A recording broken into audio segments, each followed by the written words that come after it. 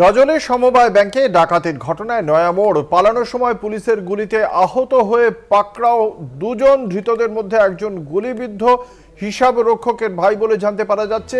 সমবায় ব্যাংকের ডাকাতির ঘটনা, যে ডাকাতির ঘটনা সিসিটিভি ফুটেজ আপনারা দেখেছিলেন, সেই ঘটনায় পালানোর সময় পুলিশের গুলিতে আহত হয়ে দুজনকে গ্রেপ্তার করা সম্ভব হয়েছে। এদের মধ্যে একজন গুলিবিদ্ধ হিসাব রক্ষকের ভাই বলে জানতে পারা যাচ্ছে।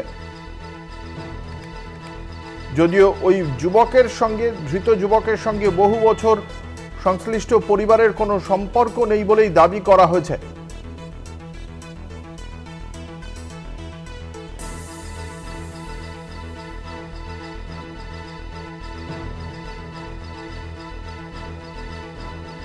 আমাদের সঙ্গে রয়েছেন আমাদের প্রতিনিধি সব্যসাচী মণ্ডল।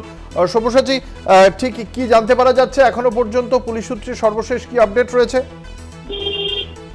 দেখো অঙ্কুরদা, পুলিশ সূত্রে যেটা জানা যাচ্ছে যে এই ঘটনায় এখনো পর্যন্ত 4 জনকে পুলিশ গ্রেপ্তার করতে সক্ষম হয়েছে, যার মধ্যে 2 জন গুলিবিদ্ধ অবস্থায় মালদা মেডিকেল কলেজ হাসপাতালে চিকিৎসাধীন রয়েছে। অন্যদিকে 2 জনকে আজকে মালদা জেলা আদালতে পেশ করেছে গাজল থানার পুলিশ। তাদেরকে জিজ্ঞাসাবাদ চালিয়ে আরো যে 4 জন দুষ্কৃতী রয়েছে তাদের খোঁজে তল্লাশি চালাচ্ছে পুলিশ। কিন্তু পুলিশ সূত্রে যেটা জানা যাচ্ছে যে এই যে সমবায় সমিতিতে ডাকাতির ঘটনা, এই ডাকাতির ঘটনায় মাস্টার মাইন্ড ছিল সমীর মণ্ডল, যে গাজলের কৃষ্ণপুর এলাকারই বাসিন্দা।